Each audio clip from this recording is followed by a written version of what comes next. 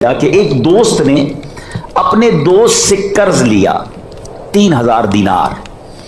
اب جب وقت آ گیا قرض لوٹانے کا تو اس کے پاس تو پیسے نہیں تھے، اس کا کاروبار، اس کا کام کاج سب ختم ہو چکا تھا. اس نے کہا میرے پاس پیسے نہیں ہیں. کچھ دیر اور اس نے مہلت دی اور آخر کار جب دیکھا کہ وہ پیسے نہیں لوٹا رہا تو پہلے والے دوست نے عدالت میں جا کر مقدمہ کر دیا کہ میں اس سے پیسے مانگتا ہوں، یہ میرے پیسے نہیں دیتا. قاضی نے بلایا، کہا پیسے دینے اس کے، مانگتا ہے یہ؟ کہا جی بالکل مانگتا ہے، میں نے اس سے لیے ہیں تو واپس دے دو.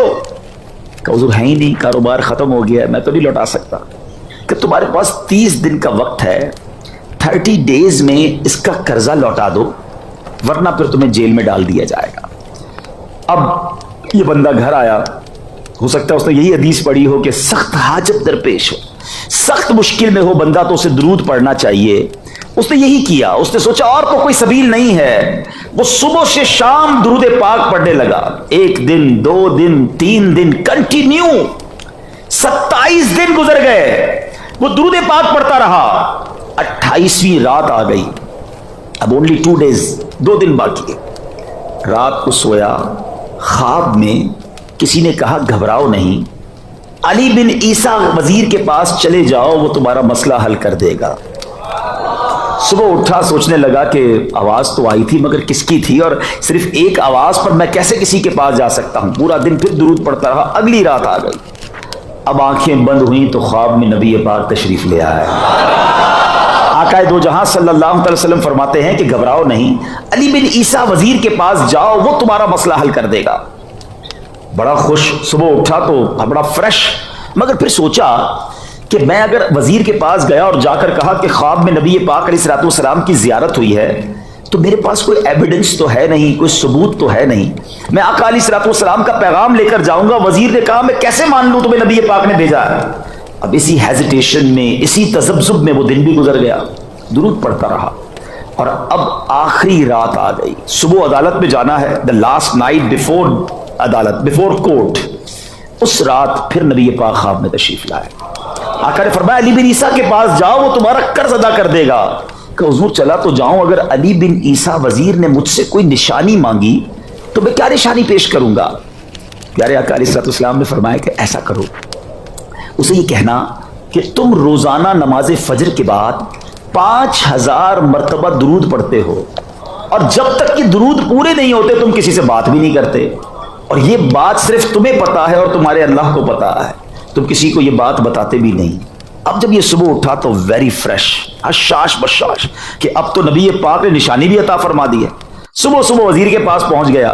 وزیر اپنے دوستوں کے ساتھ، اپنے رفقا کے ساتھ بیٹھا تھا. کہا حضور مجھے آپ سے بات کرنی ہے. کہا کیا بات کرنی ہے؟ کہا ایک بڑا امپورٹنٹ میسج لے کر آیا ہوں. اچھا کس کا میسج ہے؟ کہا رسول پاک کا میسج لایا.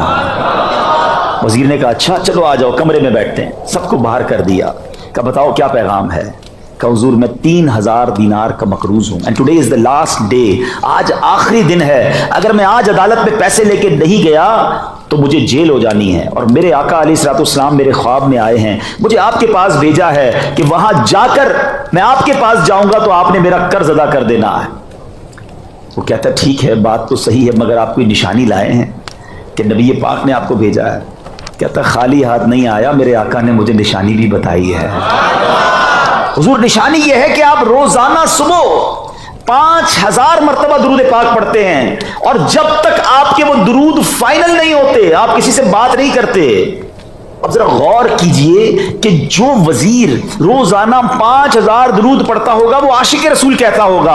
جب اس کو یہ علم ہوا سبحان اللہ وہ تو جھوم گیا، نعرہ لگاتا ہے مرحبا یا رسول اللہ، ارے میرے درود قبول ہو گئے. فوراً اپنے حجرے میں گیا، واپس آیا اور اپنے ہاتھ میں 3000 نہیں 9000 دینار لے کر آیا. کہتا ہے پہلے 3000 تو جو نبی پاک کا حکم ہے لبیک یا رسول اللہ، یہ آپ کا قرض ادا کیجئے. 3000 اس بات کے لیجئے کہ آپ اتنی اچھی خوشخبری لے کر میرے گھر پر آئے، اور 3000 مزید لیجئے اور اپنے بچوں کے لیے کوئی چھوٹا موٹا کام شروع کر دیجئے. اور ایک اور وعدہ کر لو، اب زندگی میں تمہیں کوئی بھی ضرورت پڑے گی تم نے میرے پاس آنا ہے، میں تمہارا بھائی ہوں. سبحان اللہ. وہ بندہ ایک رات پہلے جو 3000 کا مقروض ہے اب 9000 دینار لے کر جھومتا ہوا عدالت میں جاتا ہے. عدالت میں پہنچتے ہی اس دیوانے نے جج کے ہاتھ میں وہ رقم دے دی کہ حضور یہ میرا ٹائم پورا ہوا، یہ میرا قرضہ واپس لوٹا دیجئے.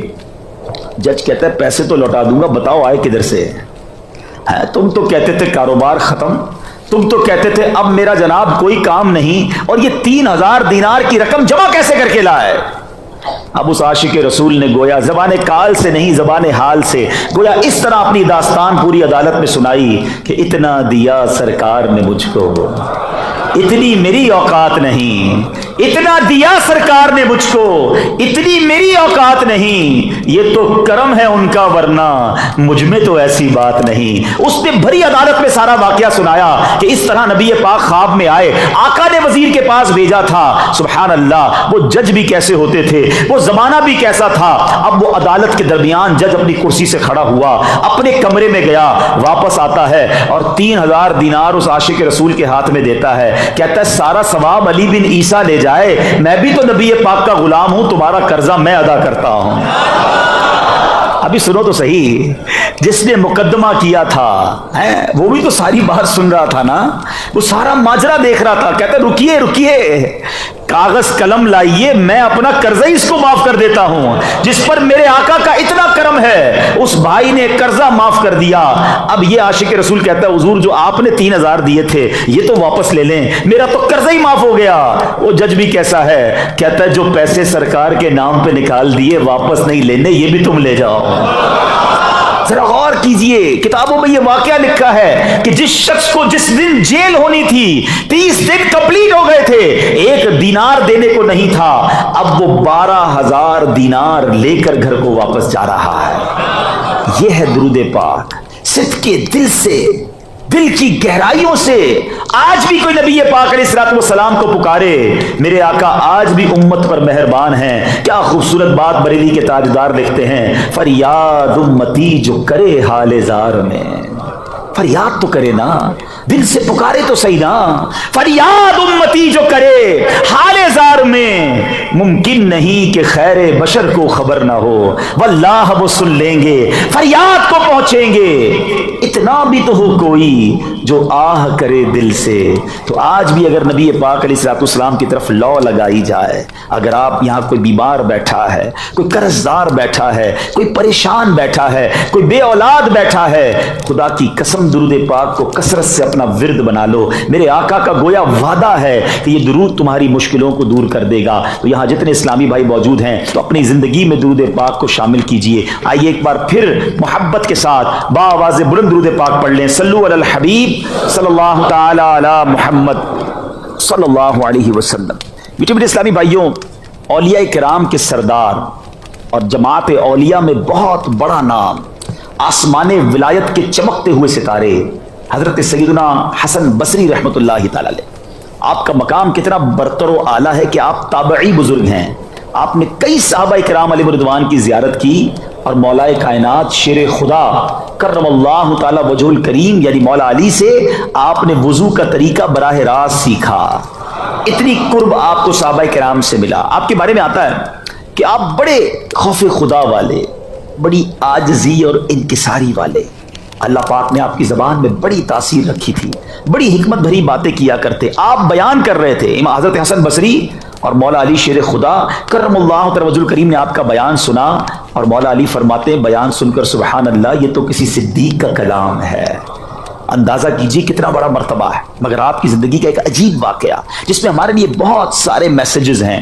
एक मर्तबा आपने कहीं जाना था, तो दरियाए दजला के किनारे तशरीफ़ लाए और दरिया पार करने के लिए कश्ती का इंतज़ार करने लगे। इतने में हज़रत हबीब अजमी रहमतुल्लाहि तआला अलैह, ये भी बड़े ज़बरदस्त वली अल्लाह है और ये हज़रत हसन बसरी के शागिर्द भी रह चुके हैं। आपसे इल्म दीन सीखा इन्होंने। हज़रत हबीब अजमी आए, उन्होंने पूछा हुज़ूर कहाँ जाना है? फरमाया दरिया पार जाना है, कश्ती का इंतज़ार कर रहा हूँ।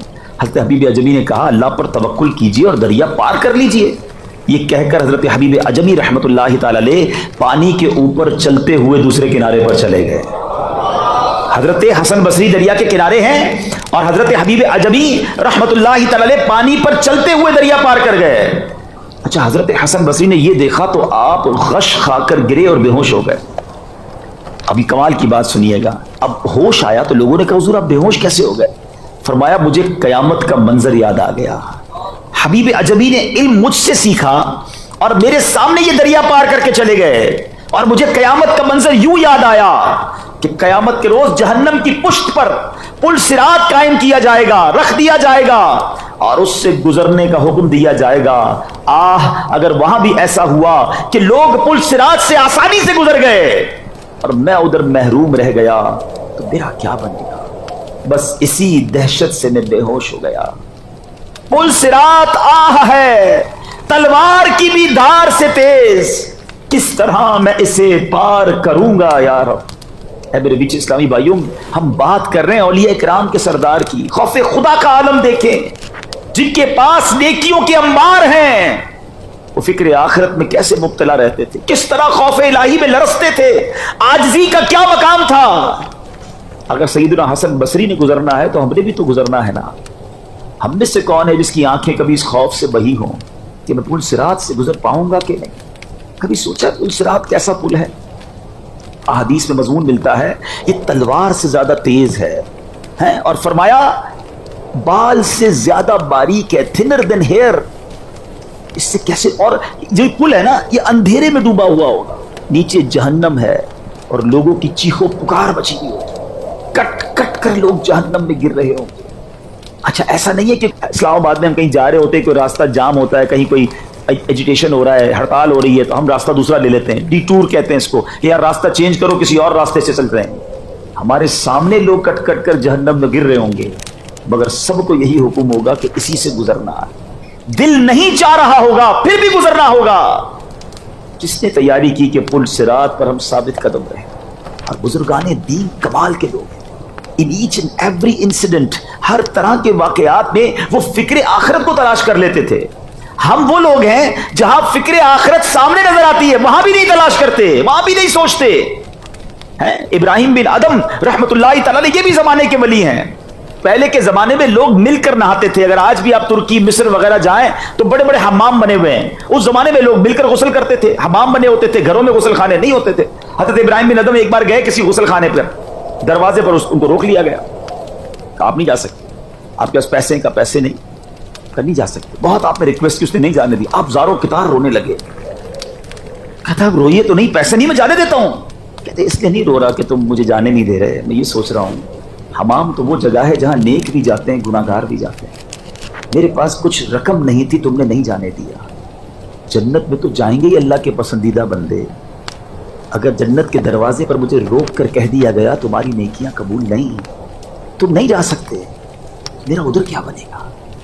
لک ایٹ دس تھنک، ان کی سوچ کیسی ہوتی تھی کہ کسی بھی بات میں آخرت کی فکر پیدا کرنا ہے۔ ایک بزرگ کے بارے میں آتا ہے آپ کپڑے کے بہت زبردست دستکاری کرتے تھے، بہت اسپیشل تھے اپنے کپڑا سینے میں۔ ایک بار آپ نے کپڑا بنا، تیار کیا، ڈیزائن کیا اور اب کپڑے کے ماہر کو جا کے دیا کہ ذرا دیکھیں کپڑا میرا کیسا ہے۔ جب اس ماہر ایکسپرٹ کے ہاتھ میں وہ کپڑا آیا نا، وہ کہتا ہے آپ کی سلائی میں بھی ڈیفیکٹ ہے، مثال دے رہا ہوں، آپ کے کلر بھی ٹھیک نہیں ہے، آپ کی جناب فلاں چیز بھی ٹھیک نہیں ہے۔ اس نے 3-4 نقص نکالے، یہ بزرگ زاروں کے تار رونے لگے۔ کہتا حضرت روئیں تو نہیں، میں ایسے ہی اپروو کر دیتا ہوں۔ کہ نہیں، اس نے نہیں رو رہا کہ تم نے میرے کپڑے میں ڈیفیکٹ نکالے ہیں۔ آج میں نے اپنے طور پر ایک پرفیکٹ کپڑا بنایا، مگر جب یہ ماہر کے ہاتھ میں آیا تو ماہر نے دیکھ کر پہچان لیا کتنی غلطیاں ہیں۔ میں نے تو اپنے طور پر نمازیں پڑھی ہیں، سجدے کیے ہیں، صدقے دیے ہیں، حج کیے ہیں، روزے رکھے ہیں۔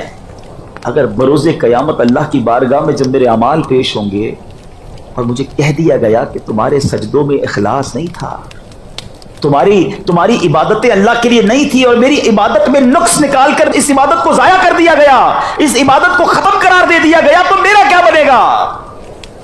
اے میرے بیچ اسلامی بھائی، یہ وہ لوگ تھے کہ جن کی نیکیاں بے شمار ہیں مگر پھر بھی آنسو بہتے ہیں، اور ہم ہیں کہ ہمارے گناہ اتنے ہیں کہ گناہ یاد بھی نہیں ہے، انبار ہے گناہوں کا، مگر پھر بھی فکر آخرت نہیں، پھر بھی آخرت کا خوف نہیں ہے، پھر بھی اس کی تیاری کا ہمیں ذہن نہیں ہے۔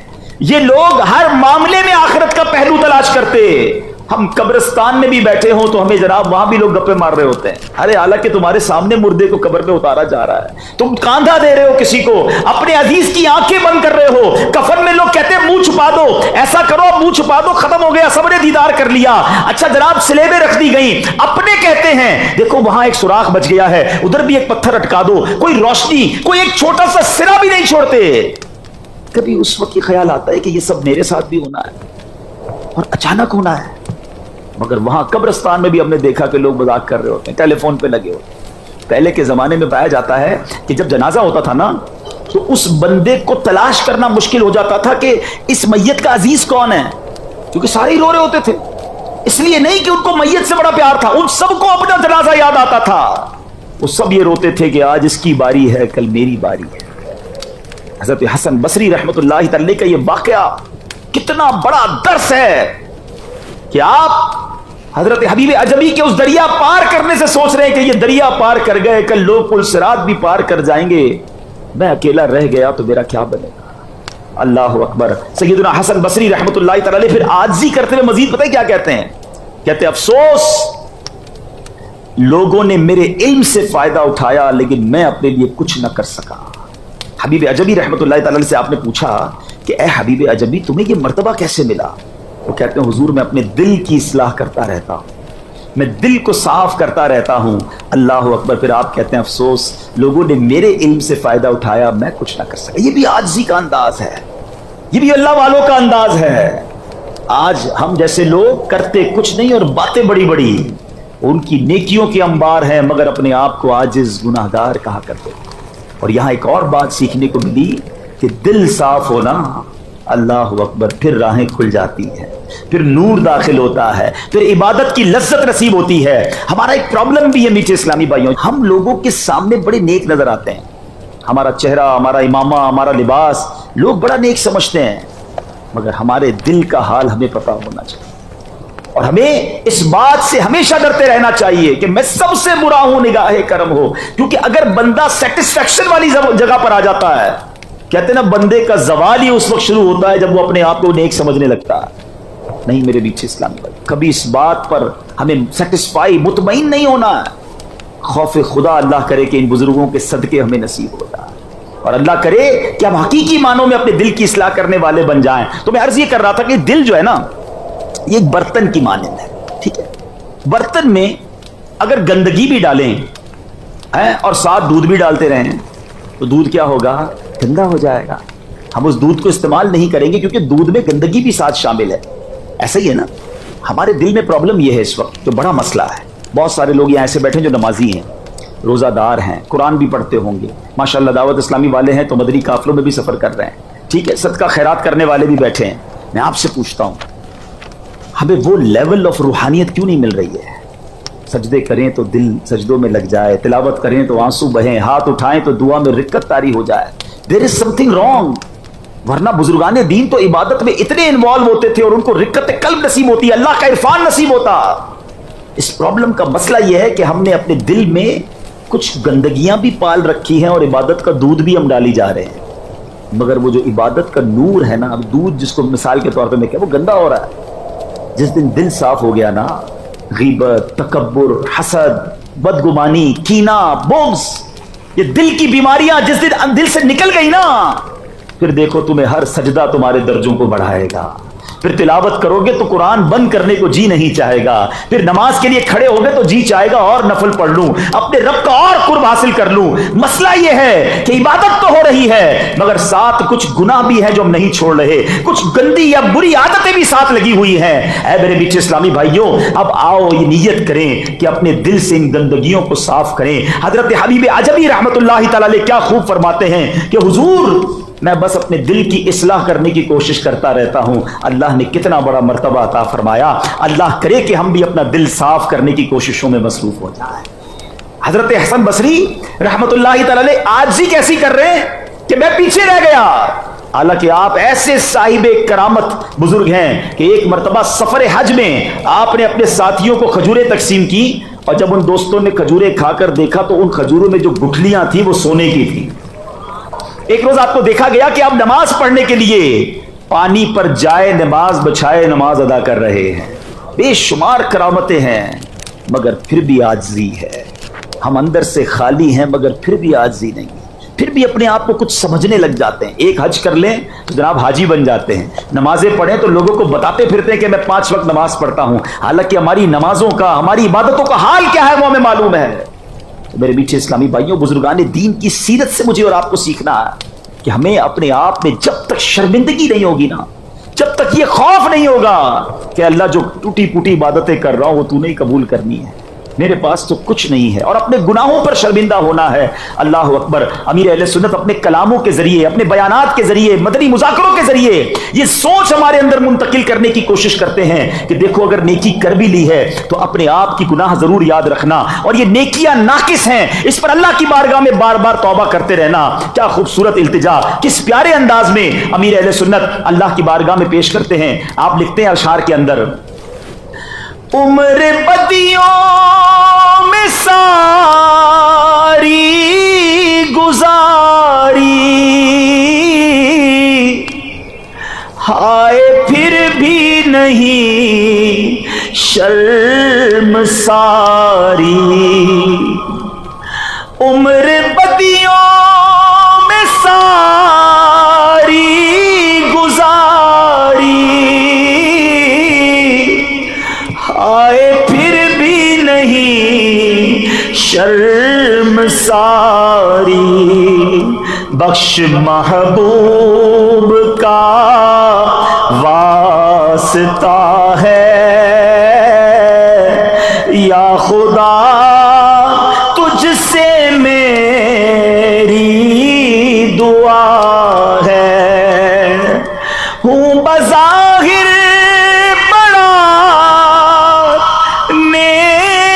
صورت کر بھی دے مجھ کو اب نیک سیرت، ظاہر اچھا ہے باطن برا ہے، یا خدا تجھ سے میری دعا ہے۔ اے کاش ہم واقعی نیک بن جائیں، اپنی آخرت کی فکر کرنے والے بن جائیں۔ دیکھیں قرآن مجید فرقان حمید کیا ہمیں بار بار جو یاد دلا رہا ہے۔ ایک بات یاد رکھیے، اس دنیا میں صرف ایک انسان ہے جو عقل مند لوگ کہتے ہیں جو تمہیں کامیاب کر سکتا ہے، وہ تم خود ہو۔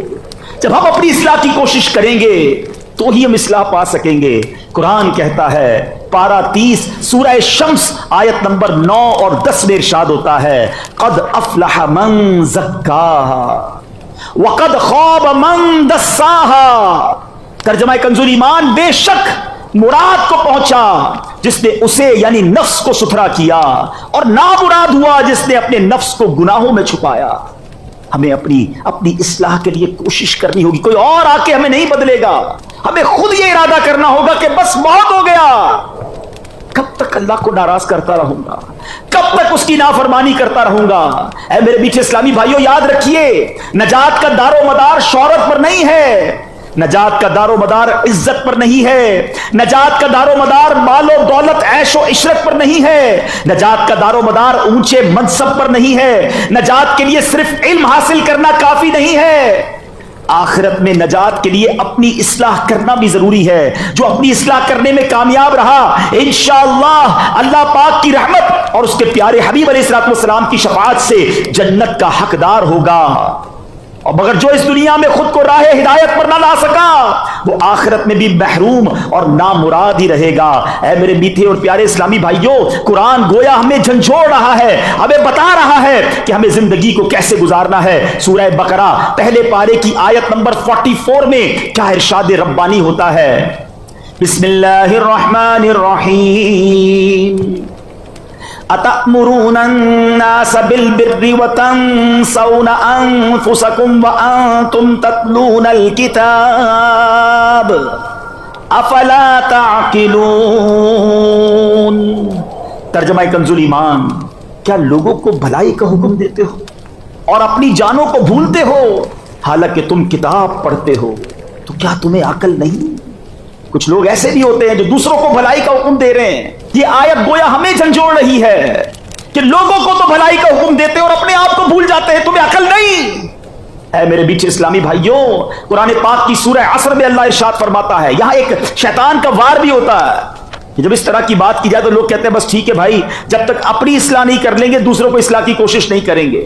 نہیں، ہم نے وہ کام بھی کرنا ہے اور یہ بھی کام کرنا ہے۔ ہے اللہ تبارک و تعالی سورہ عصر میں کیا ارشاد فرماتا ہے؟ والعصر ان الانسان لفی خسر، اس زمانے محبوب کی قسم، بے شک آدمی ضرور نقصان میں ہے، یعنی سارے انسان نقصان میں ہیں۔ جس میں دو قسم کے وصف ہوں گے، خوبیاں ہوں گی، وہ نقصان میں نہیں ہے۔ پہلی کیٹیگری کون سی بیان ہوئی؟ الا الذین آمنوا وعملوا الصالحات، مگر جو ایمان لائے اور اچھے کام کیے۔ یہاں اپنے اعمال کی بات ہو رہی ہے۔ پھر آگے دوسرا وصف خوبی کیا بیان ہوئی؟ وتواصوا بالحق وتواصوا بالصبر، اور ایک دوسرے کو حق کی تاکید کی اور ایک دوسرے کو صبر کی وصیت کی۔ امام حسن بصری رحمت اللہ تعالی کی خدمت میں سوال کیا گیا، کیا روحانی طبیب دوسروں کا علاج کر سکتا ہے، یعنی نیکی کی دعوت دینے والا مبلغ؟ فرمایا ہاں، مگر پہلے اپنا علاج کرے پھر دوسروں کا کرے، تاکہ خود راستے سے بھٹکا ہوگا تو دوسروں کی رہنمائی کیسے کرے گا؟ اب آپ سے دوسرا سوال کیا گیا کہ لوگ کہتے ہیں دوسروں کو نصیحت اسی وقت کرنی چاہیے جب بندہ خود تمام برائیوں سے پاک ہو جائے۔ فرمایا شیطان تو یہی چاہتا ہے کہ نیکی کی دعوت دینے اور برائی سے منع کرنے کا دروازہ بند ہو جائے، ہر شخص اپنی اصلاح میں لگ جائے اور خود کو مکمل سدھار لینے سے پہلے نیکی کی دعوت بالکل نہ دے۔ یہ شیطان چاہتا ہے کہ نیکی کی دعوت کا دروازہ بند ہو جائے، تو یہی شیطان کی خواہش ہے، اس کو پورا نہیں کرنا، اپنی اصلاح کی کوشش بھی کرتے رہنا ہے اور ساتھ ساتھ دوسروں کو بھی نیکی کی دعوت دیتے رہنا ہے۔ اے میرے میٹھے اسلامی بھائیوں، ہم نے اس بات کی پہلے فکر کرنی ہے۔ دیکھیں سبحان اللہ، دعوت اسلامی کے مدنی مرکز نے، امیر اہل سنت نے ہمیں کتنا پیارا مدنی مقصد دیا ہے۔ اس میں اپنی اصلاح کی بھی بات کی ہے اور ساری دنیا تک نیکی کی دعوت پہنچانے کی بھی بات کی ہے۔ آئیے ذرا مل کر اپنا مدنی مقصد دہراتے ہیں۔ ہمارا مدنی مقصد کیا ہے؟ مجھے اپنی اور ساری دنیا کے لوگوں کی اصلاح کی کوشش کرنی ہے انشاءاللہ عز و جل۔ تو اس کے لیے میں اکاؤنٹیبلٹی کرنی ہوگی، روز سوچنا ہوگا کہ آج کا دن کیسے گزارا۔ بزرگان دین کس طرح اپنی خود احتسابی کیا کرتے۔ پہلے حضرت عمر رضی اللہ تعالیٰ عنہ امیر المومنین ہیں، ان کا منصب کیا ہے کہ نبی پاک علیہ السلام فرماتے کہ میرے بعد کوئی نبی ہوتا تو عمر ہوتا۔ آقا علیہ السلام کی حدیث کا مضمون ہے عمر جس گلی سے گزر جائے اس گلی سے شیطان نہیں گزرتا۔ مگر آپ کے بارے میں آتا ہے کہ روز رات کو آپ اپنے آپ کو ایک درہ مار کر پوچھتے تھے کہ بتاؤ عمر آج کا دن کیسے گزارا ہے، تم نے یہ کام کیوں کیا، یہ کیوں نہ کیا۔ ایک صحابی رسول نے دیکھا امیر المومنین کسی باغ کے کونے میں اکیلے اپنے آپ سے باتیں کر رہے ہیں، وہ قریب گئے کہ دیکھوں کیا باتیں ہو رہی ہیں، تو اپنے آپ سے کہتے ہیں اے عمر تو اور امیر المومنین خدا سے ڈر ہے، اپنے آپ سے بات کرتے، اپنے آپ کو گویا سمجھاتے تھے، مگر آج ہمارے گناہوں کے انبار ہیں مگر لوگ اپنے آپ کو خود ہی سیٹسفائی، تو بڑا نیک ہے، نمازی ہے، تیرا کام بن گیا۔ یہی تو شیطان کا وار ہے میرے میٹھے اسلامی بھائی۔ قرآن ہمیں سمجھا رہا ہے، قرآن کہتا ہے یا ایھا الذین آمنوا اتقوا اللہ ولتنظر نفس ما قدمت لغد، اے ایمان والو اللہ سے ڈرو اور ہر جان دیکھے کہ کل کے لیے آگے کیا بھیجا ہے، ہم نے آگے کیا بھیجا یہ سوچنا ہے۔ تو اے میرے میٹھے اسلامی بھائی، اس کووڈ وائرس نے جو ہے نا ویسے بھی ہمیں بہت کچھ سمجھا دیا، اللہ کرے ہم سمجھنے والے بنے۔ اس تمام پرابلم میں بھی اپنے آخرت کی یاد نہیں کی تو ہم سے بڑا پھر بے وقوف کون ہوگا۔ کبھی زندگی میں دیکھا تھا کہ اتنے جنازے پڑھیں گے، اتنی موت کے بارے میں سنیں گے؟ ہم تو صبح اٹھتے تھے تو کئی جنازوں کے میسج ہوتے تھے کہ فلاں فلاں کا انتقال ہو گیا، اور جناب مسجد میں اتنے سارے جنازے، ہر نماز میں نماز جنازے کا اعلان ہوتا تھا، آس پاس کے کتنے لوگ چلے گئے۔ کیا اب بھی ہم عبرت نہیں لیں گے کہ یہ فرق ہے میری اور آپ کی زندگی کے درمیان اتنی دیر کا کہ لوگ ہمارے سامنے اٹھتے چلے گئے۔ مجھے اچھی طرح یاد ہے کراچی میں مجھے ایک صاحب کا فون آیا، وہ عرب امارات سے، ان کے انکل تھے کراچی میں، بہت اللہ نے نوازا ہے، بہت پیسے۔ مجھے کہتے ہیں عبدالحبیب بھائی میرے چچا کو کووڈ ہو گیا ہے، کراچی میں ہاسپٹل میں بستر نہیں مل رہا، جتنے پیسے خرچ ہو جائیں خرچ کر دیجئے گا، کسی طرح بستر دلا دیں۔ میں نے 2-4 جگہ معلومات کی، پتہ چلا کہ ہاسپٹل میں جگہ نہیں ہے، اور ایک دن بعد مجھے اطلاع ملی کہ ان کا انتقال ہو گیا۔ اللہ ان کی مغفرت فرمائے۔ میں ان لوگوں کو جانتا ہوں، وہ کروڑوں روپے خرچ کر سکتے تھے، مگر کہاں گئے وہ کروڑوں روپے؟ جب وقت پورا ہو گیا تو کوئی نہیں بچ سکا۔ جب میرا اور آپ کا وقت پورا ہو جائے گا نا، پھر نہ ایک سانس ایکسٹرا ملنی ہے، نہ ایک منٹ ایکسٹرا ملنی ہے، پھر بھی ہم اللہ کی بارگاہ کی طرف نہیں آئیں گے، پھر بھی ہم خوف خدا نہیں کریں گے، پھر بھی ہم آخرت کی تیاری نہیں کریں گے۔ اب تو دنیا سے لاکھوں لوگ ہمارے سامنے سے گئے، میری اور آپ کی باری بھی آنے والی ہے۔ چلے جناب کووڈ سے بچ گئے، اللہ کی مہربانی ہے، مگر مرنا تو ہے نا، لیکن پھر بھی نافرمانی ہو رہی ہے۔ پھر بھی ایک ایسی لائف گزار رہے ہیں. دیکھیں میرے اور آپ کے موبائل پر ایک میسج آتا ہے, جناب آپ کا بیلنس 90% یوز ہو گیا ہے, اب ذرا بیلنس ڈلوا لیں ورنہ موبائل بند ہو جائے گا. مگر زندگی کے لیے ایسا کوئی میسج نہیں آئے گا کہ جناب آپ کی 90% زندگی گزر گئی ہے, اب توبہ کر لیں, اب نمازیں پڑھ لیں, اب حرام کام چھوڑ دیں, اب جناب 2 دن رہ گئے اب تو توبہ کر لیں. نہیں جناب, صبح بندہ گھر سے نکلتا ہے اور یہ کہہ کے نکلتا ہے کہ یہ والے کپڑے استری کر کے رکھنا اور یہ والا کھانا بنا کے رکھنا, کھانا کھاؤں گا پھر کپڑے پہن کے پارٹی میں دوستوں کے پاس جانا ہے. کھانا بھی تیار ہوتا ہے, کپڑے بھی استری ہوتے ہیں اور بندے کا جنازہ آتا ہے. ایسا ہوتا ہے نا, ہمارے ساتھ بھی ایسا ہی ہونا ہے. اکیلے جانا ہے قبر میں, یاد رکھنا میٹھے اسلام پر. یہ جو قرآن نے کہا نا کہ بندہ نفس دیکھے آگے کیا بھیجا, روایتوں کا مضمون ہے جب بندے کا انتقال ہوگا نا تو گھر والے کہیں گے میت نے پیچھے کیا چھوڑا ہے, اور فرشتے کہتے ہیں میت نے آگے کیا بھیجا ہے. ہم نے آگے کیا بھیجا کبھی سوچا؟ خدا را آگے کی تیاری کیجیے, ادھر کی راحتوں کی تلاش کیجیے. زندگی ایسی گزاریے کہ مرنا بھی ہے, اللہ کی بارگاہ میں پیش ہونا ہے. ایک ایک سانس کتنا قیمتی ہے.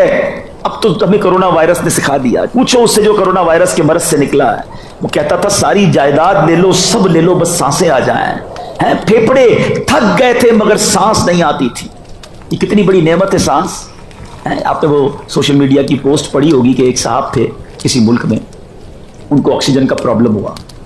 ان کو جب ہاسپٹل میں داخل کیا گیا, 12 دن یا 10 دن انہوں نے ہاسپٹل میں گزارے. جب وہ باہر آئے تو ان کو 1000 ریال کا بل بنا دیا گیا, پاکستانی 40-45 ہزار روپے بنتے. وہ رونے لگ گئے. ڈاکٹرز نے کہا بل زیادہ ہے تو کم کر دیتے ہیں. بزرگوں روئے تو نہیں, کہتے نہیں پیسے بہت ہیں میرے پاس, پیسے پرابلم نہیں ہے میرے لیے. میں اس لیے رو رہا ہوں کہ میں نے 10 دن 12 دن تمہاری آکسیجن یوز کی ہے, اس کا بل تم نے 1000 ریال بنا دیا ہے. میں 72 سال سے بغیر کسی پیسوں کی آکسیجن اللہ کی یوز کر رہا ہوں. میں اس کی رحمت کا کتنا بڑا مقروض ہو گیا ہوں.